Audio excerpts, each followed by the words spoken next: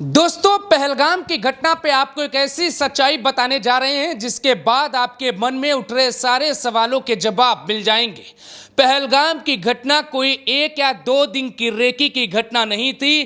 कई सारे दावे, सेना की पड़ताल, पूछताछ और 1-2 गिरफ्तारियों के बाद जो कुछ सच आया है वो बेहद चौंका देने वाला है। 5 दिनों से पूरा हिंदुस्तान यही सवाल पूछ रहा है कि आखिर 2 पाकिस्तानी हिंदुस्तान की सीमा के भीतर आकर इतनी बड़ी घटना को कैसे अंजाम दे सकते हैं। आखिर वो यहाँ का मददगार कौन है जिन्हें पूरा देश गद्दार कह रहा है। लंबी जांच के बाद ये लिस्ट सामने आई है जो दुश्मनों को एक नहीं बल्कि कई बार मदद पहुंचा चुके हैं। उनकी लिस्ट दिखाएं उससे पहले 5 संदिग्धों के कारनामे सुन लीजिए। सूत्र बताते हैं कि जांच में यह जानकारी सामने आई है कि 5 संदिग्ध हमले वाले दिन और उससे पहले पहलगाम के आसपास मौजूद थे। उनके फोन उस इलाके में सक्रिय मिले हैं। इलेक्ट्रॉनिक निगरानी में एक चैट भी मिली है जिसमें हिरासत में लिए गए 3 संदिग्ध आपस में पाकिस्तानियों और उनकी मदद की बात कर रहे हैं।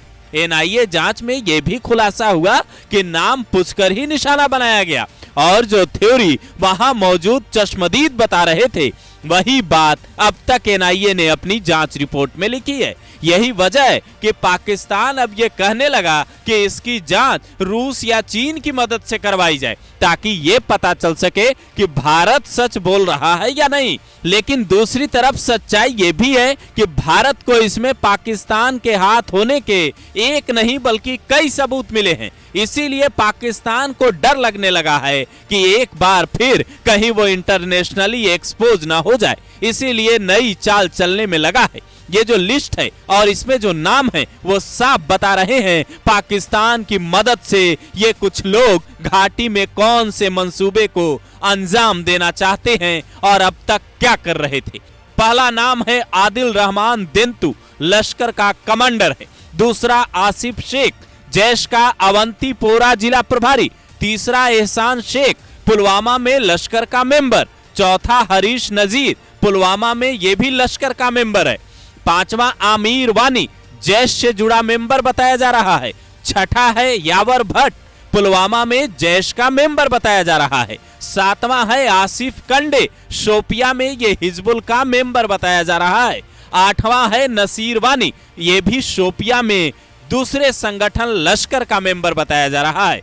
जबकि 9वां है शाहिद कुटे, लश्कर और टीआरएफ से जुड़ा हुआ है। इसमें 10वां नाम है आमिर डार का, यह भी टीआरएफ और लश्कर से जुड़ा है। 11वां नाम है अदनान डार का जो शोपिया में लश्कर से जुड़ा है। जबकि 12वां नाम है जुबेर वानी का, यह हिजबुल का ऑपरेशनल कमांडर बताया जा रहा है। जबकि 13वां नाम है हारून गनी का, यह हिजबुल का ट्रेंड मेंबर बताया जाता है। और 14वां नाम है जुबेर गनी का, यह कुलगाम में लश्कर का मेंबर बताया जाता है। इसके अलावा एक और की पहचान हुई है। इनके ऊपर दुश्मनों को लॉजिस्टिक यानी सामान मुहैया कराने, उन्हें खाना पीना देने से लेकर रास्ता बताने के अलावा एक्टिव रूप से सेना को निशाना बनाने का आरोप, जिनकी पूरी कुंडली सेना के जवान खंगालने में लगे हैं। जिसे सुनने के बाद हर कोई ये पूछ रहा है कि हिंदुस्तान में रहकर दुश्मनों के साथ काम करने वाले इन लोगों को क्या हिंदुस्तान में ऐसे खुले घूमने का हक है? इनके साथ क्या होना चाहिए ये आपको भी बताना चाहिए, क्योंकि ऐसे ही लोगों की वजह से पहलगाम के दुश्मन अब तक नहीं पकड़े गए। वो जंगलों में अपने अड्डे में छिपे हैं या किसी ऐसे ही व्यक्ति के घर वेश बदलकर पनाह लिए हुए हैं। इसका पता लगाने में सुरक्षा बल के जवान कई दिन से जुटे हैं। जिन 3 केस जारी हुए हैं उन पर 20-20 लाख का इनाम है, फिर भी सुरक्षा बलों के हाथ खाली हैं। ऐसे में उन लोगों को पकड़ने के लिए और क्या करना चाहिए, आपको भी अपनी राय देनी चाहिए।